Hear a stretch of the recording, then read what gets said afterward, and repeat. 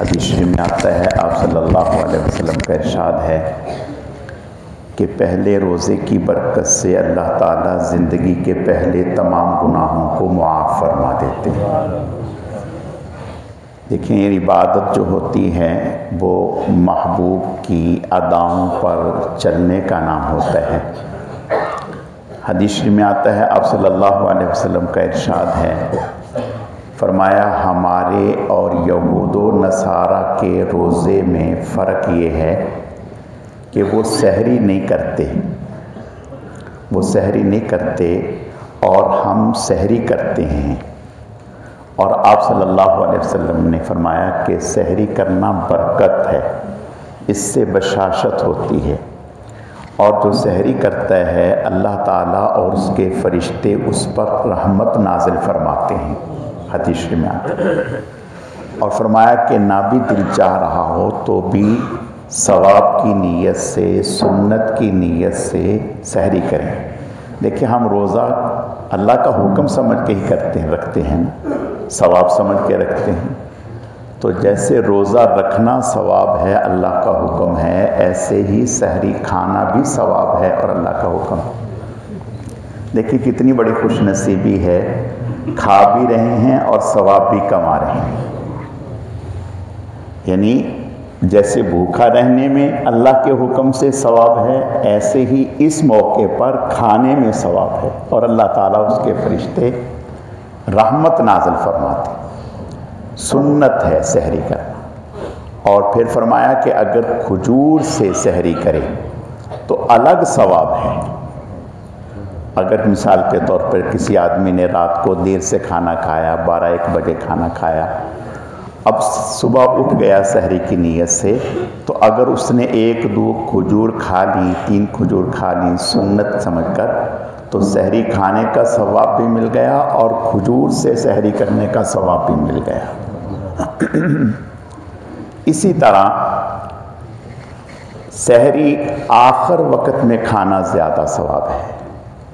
جیسے بعض لوگ 1 بجے مثال کے طور پر سحری کی نیت سے کھا لیا، ٹھیک ہے سحری تو ہو گئی، لیکن پسندیدہ عمل یہ ہے کہ سحری آخری وقت تک کھاتا رہے، لیکن اتنا خیال رکھے کہ وقت نہ ختم ہو۔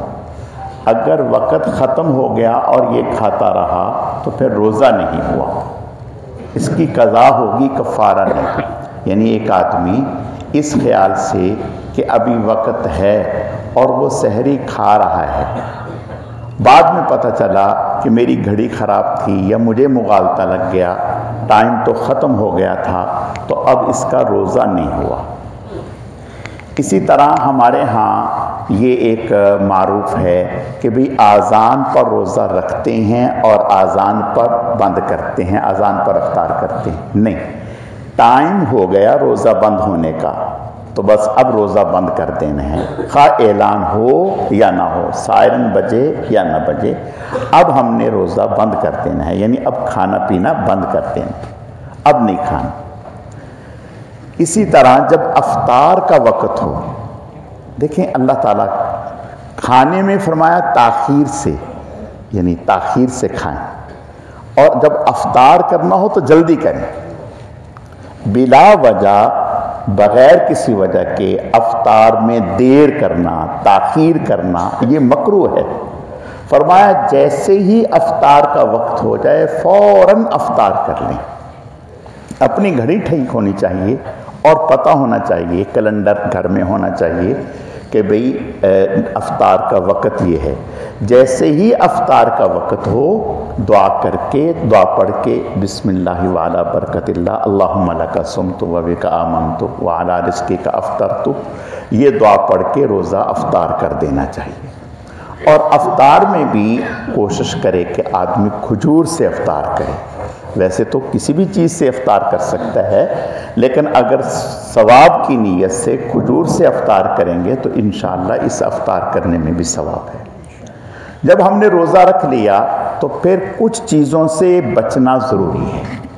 مثلاً جھوٹ نہ بولیں، غیبت نہ کریں۔ دیکھیں جھوٹ ہنسی مزاح میں بھی بولیں گے تو ہمارا روزہ خراب ہوگا، روزے کا فرض تو ادا ہو جائے گا لیکن روزے کی برکت اٹھ جائے گی۔ تو جھوٹ ہنسی مزاح میں بھی نہ بولیں، جھوٹ نہ بولیں، غیبت نہ کریں، گالی نہ دیں، جھوٹی گواہی نہ دیں، کسی کو تکلیف نہ پہنچائیں، کسی کی چیز بغیر اجازت نہ لیں۔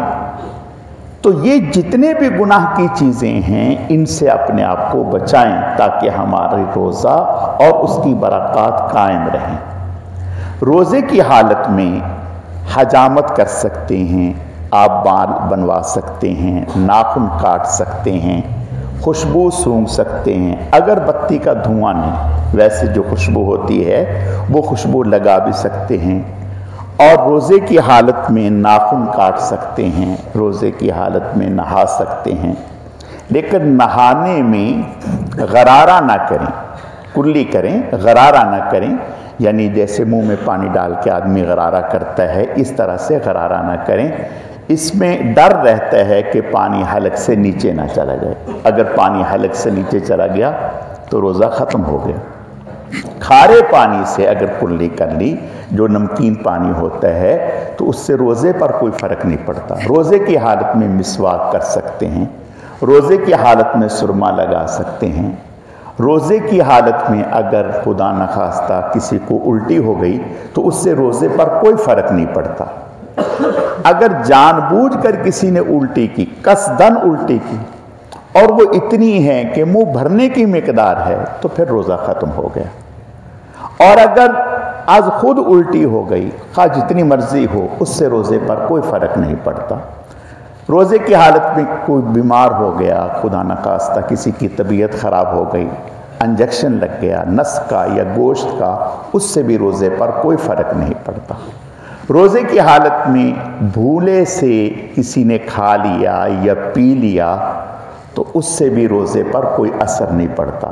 اگر کوئی کھا پی رہا ہے روزے کی حالت میں اور ہمیں پتہ ہے کہ اس کا روزہ ہے، اگر تو وہ کھانے پینے والا شخص ایسا ہے جو کمزور ہے، جس میں روزہ رکھنے کی طاقت نہیں، تو اس کو کھانے دیا جائے، یاد نہ دلائیں، گویا اللہ کی طرف سے اس کو کھلایا جا رہا ہے۔